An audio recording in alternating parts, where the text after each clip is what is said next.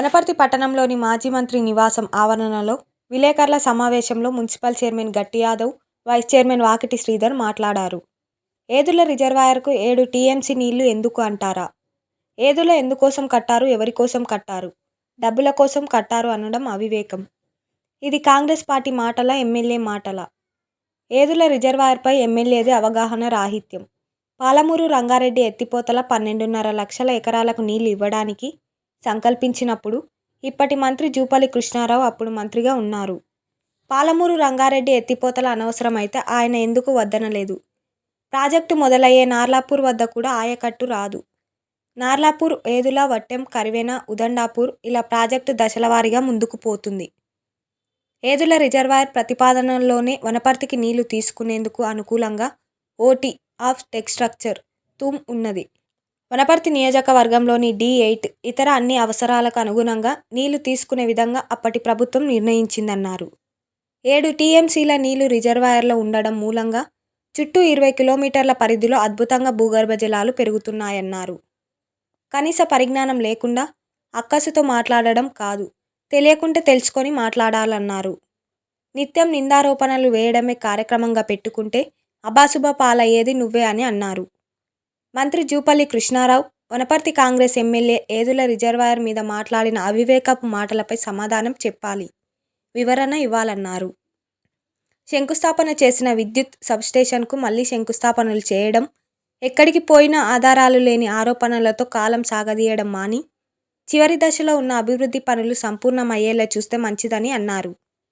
ఈ సమావేశంలో కౌన్సిలర్స్ బండారు కృష్ణ, పాకనాటి కృష్ణ, కంచె రవి, సమద్, నాయకులు కోళ్ల వెంకటేష్, జాతృనాయక్, నందిమల్ల అశోక్, తిర్మల్, LIC కృష్ణ, శరవంద, స్టార్ రహీం పాల్గొన్నారు. కాంగ్రెస్ ఇతర పార్టీలు ఏవైనా గత పాలకులు 30 ఏళ్ల నుంచి కూడా పాలమూరు రంగారెడ్డిని మొత్తాన్ని కూడా పెండింగ్ ప్రాజెక్టుగా చూపించి గత ప్రభుత్వాల్లో వీళ్ళందరూ కూడా పనిచేసిన వ్యక్తులే. అప్పట్లో ఉన్న కాంగ్రెస్ నాయకుడు జూపల్లి కృష్ణారావు కూడా అప్పుడు మంత్రిగా ఉన్నా కూడా ఏనాడు కూడా పాలమూరు రంగారెడ్డి గురించి, ఈ ప్రాంత ప్రయోజనాల గురించి, వ్యవసాయదారులకు నీళ్ళు ఇవ్వాలని కానీ, ఈ ప్రాంతానికి తాగునీరు ఇవ్వాలని చెప్పి ఏనాడు కూడా ఆలోచించిన వ్యక్తులు రాజకీయం కోసం పబ్బం గడుపుకోవడానికి ఎప్పటికప్పుడు మాటలు మారుస్తూ నిజాల్ని అబద్ధాలని చేస్తూ మాట్లాడుతున్న కృష్ణారావు గారికి ఇది తగదని జిల్లా పార్టీ అధ్యక్షునిగా నేను విజ్ఞప్తి చేస్తున్నా. పాలమూరు రంగారెడ్డి ఎత్తిపోతల పథకానికి 12,50,000 ఎకరాలకు నీళ్ళు ఇవ్వడానికి అట్లే సంకల్పించినటువంటి ఈ ప్రాజెక్టు మరి తాగునీటితో పాటు తాగునీరు కూడా ఇవ్వాలని చెప్పి రంగారెడ్డి చేవెళ్ళ లాంటి ప్రాంతాలకు తాగునీరు కూడా ఏర్పాటు చేయాలని చెప్పడం జరిగింది. మరి ప్రాజెక్టు మొదలైన నాడు నార్లాపూర్ వద్ద ఆయకట్టు, మన ఏదుల, వట్టెం, కరివెన, ఉదండాపూర్ ప్రాజెక్టులు దశల వారీగా ముందుకు సాగుతున్నాయి. మరి ఇందులో భాగంగా ఏదుల రిజర్వాయర్ వల్ల వనపర్తి ప్రాంతానికి ఏం లాభం అని చెప్పి మన శాసనసభ్యుడు మాట్లాడడం జరిగింది.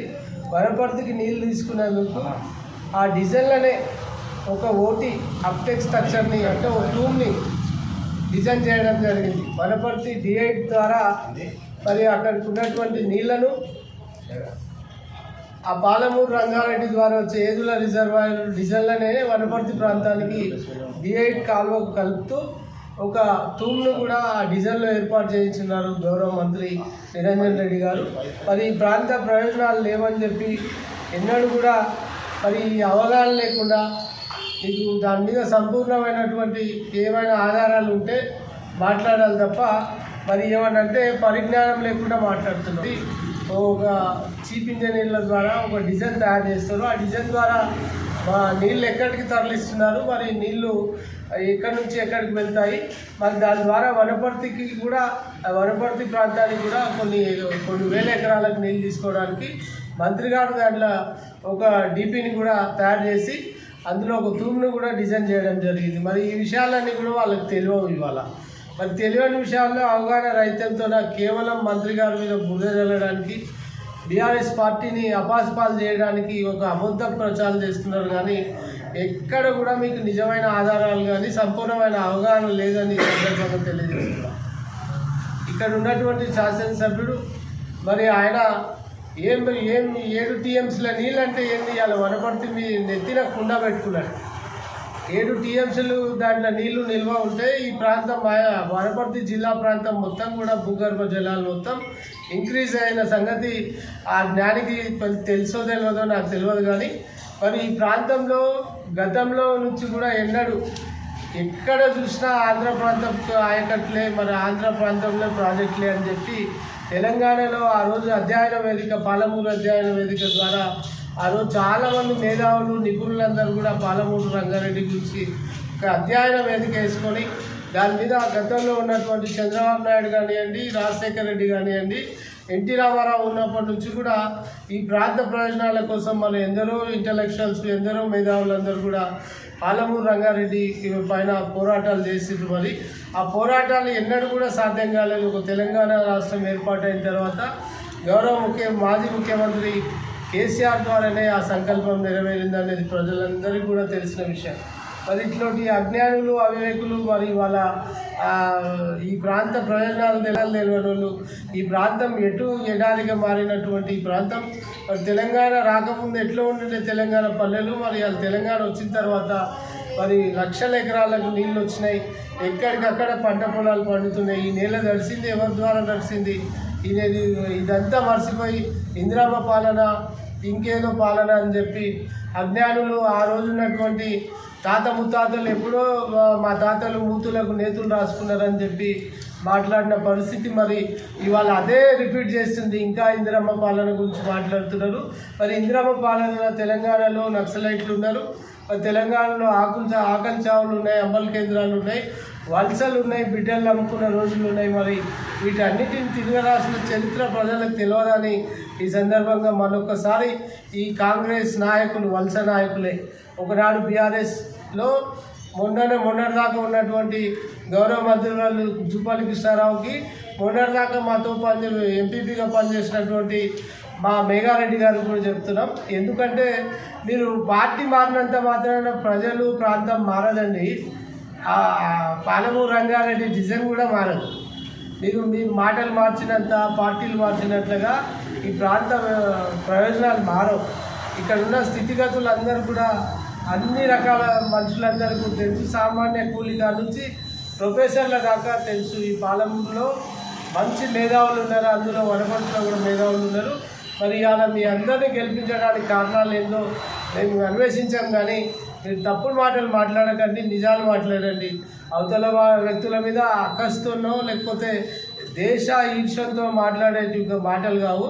ప్రజాస్వామ్యంలో నిజాలు మాట్లాడాలి, నిజమైన పనులకే మీరు అంకితం కావాలని చెప్తూ ఈ సందర్భంగా హితబోధ చేస్తూ గౌరవ మంత్రి నిరంజన్ రెడ్డి గారు గతంలో నీళ్ళు ఇస్తేనే నేను నామినేషన్ అని చెప్పి ఆ రోజు 1,00,000 ఎకరాలకు దాదాపు 1,00,000 ఎకరాలకు నీళ్ళు తెచ్చిన తర్వాతనే నామినేషన్ వేసి ఎమ్మెల్యేగా 50,000 మెజార్టీతో గెలవడం జరిగింది. మరి ఒక సంకల్పాన్ని, ఒక ఉప్పు సంకల్పంతో ఆయన ఈ ప్రాంతానికి నీళ్లు తీసుకొచ్చి నీళ్ళ నిరంజన్ రెడ్డిగా పేరు వచ్చారు.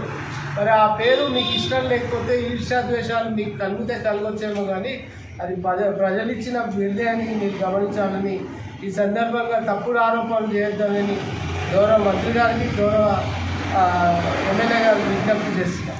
14 సంవత్సరాల తెలంగాణ పోరాటం, నీళ్లు, నిధులు, నియామకాల కోసం కేసీఆర్ అధ్యక్షన 14 సంవత్సరాలు పోరాటం చేసి సాధించుకున్న తెలంగాణలో భాగంగా 2014 సంవత్సరంలో ఏర్పాటైనటువంటి కేసీఆర్ ప్రభుత్వం అత్యంత ప్రతిష్టాత్మకంగా తెలంగాణను సస్యశ్యామలం చేసే విధంగా ప్రాజెక్టుల రూపకల్పనకు నాంది పలకడం జరిగింది. అందులో ముఖ్యంగా 2 ప్రాజెక్టులు, కాళేశ్వరం, తర్వాత పాలమూరు రంగారెడ్డి. కాళేశ్వరాన్ని ఇప్పటికే పూర్తి చేసి దాదాపు ఉమ్మడి పాత జిల్లాలు 5, ఇప్పుడు 13-14 జిల్లాలకు సస్యశ్యామలం చేసినటువంటి ఘనత కాళేశ్వరాన్ని. ఇటు దక్షిణ తెలంగాణను చూసుకున్నట్టయితే పాలమూరు రంగారెడ్డి ప్రాజెక్టును రూపకల్పన చేసి దక్షిణ తెలంగాణ కూడా సస్యశ్యామలం చేయాలనే ఒక దృఢ సంకల్పంతో, కృత నిశ్చయంతో అత్యంత వేగంగా పనులను చేపట్టి భూసేకరణ చేసి పాలమూరు రంగారెడ్డి పనులను పురోగతి సాగించిన ఘనత కేసీఆర్ గారిది, రాష్ట్ర వ్యవసాయ శాఖ మంత్రి నిరంజన్ రెడ్డి గారు. అయితే ఇటీవల ఏర్పడినటువంటి కాంగ్రెస్ ప్రభుత్వములోని ప్రజాప్రతినిధులు అవగాహన లేకుండా పాలమూరు రంగారెడ్డి ఎందుకు అని మినిమము అవగాహన లేకుండా మాట్లాడుతూ ఉన్నారు. ఇది స్థానిక ప్రజాప్రతినిధుల మాటన, రాష్ట్ర కాంగ్రెస్ ప్రభుత్వం మాటన తేల్చి చెప్పాల్సిన అవసరం ఉన్నది. పాలమూరు రంగారెడ్డి వనపర్తి నియోజకవర్గానికి, ఉమ్మడి మహబూబ్నగర్ జిల్లాకు ఒక నీటి బండారం, మన నెత్తి మీద ఒక నీటి బండారం ఉన్నట్టు.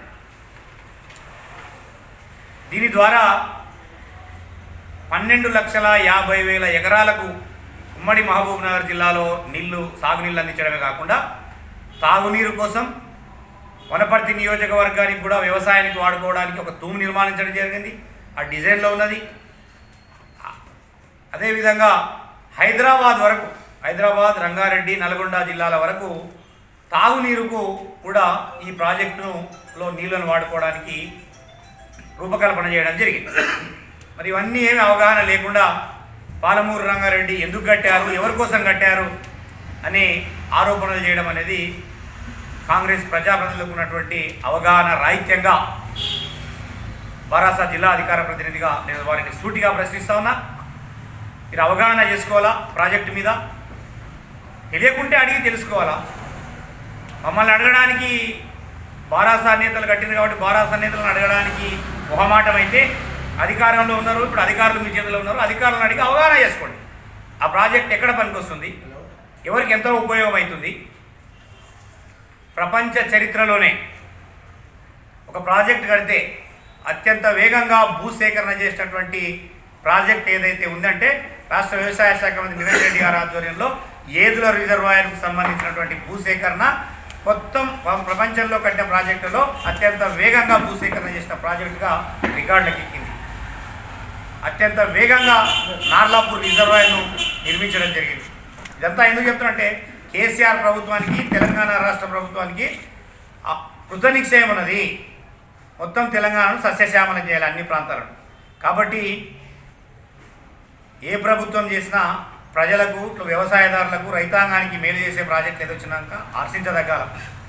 అట్లంటే ఆ రోజు తెలుగుదేశం పాలనలో ప్రారంభమైనటువంటి కల్వకుర్తి ప్రాజెక్టు కాంగ్రెస్ పార్టీ మధ్యలో వచ్చి దాని పనులు చేపట్టకపోతే, పురోగతిని చెందించకపోతే, టీఆర్ఎస్ ప్రభుత్వం వచ్చినాక కేసీఆర్ అధ్యక్షన హరీష్ రావు నీటిపారుదల శాఖ మంత్రిగా, నిరంజన్ రెడ్డి గారి పర్యవేక్షణలో కల్వకుర్తి ఎత్తిపోతల పథకాలను పూర్తి చేసినటువంటి ఘనత కూడా బారాసా ప్రభుత్వానికే దక్కిందనే మాట కూడా ఈ సందర్భంగా నేను తెలియజేస్తూ, రైతాంగం పట్ల, తెలంగాణ పట్ల చిత్తశుద్ధి ఉందన్న పార్టీ ఏదైనా ఉందంటే అది బారాసా కేసీఆర్ గారి పార్టీ మాత్రమే.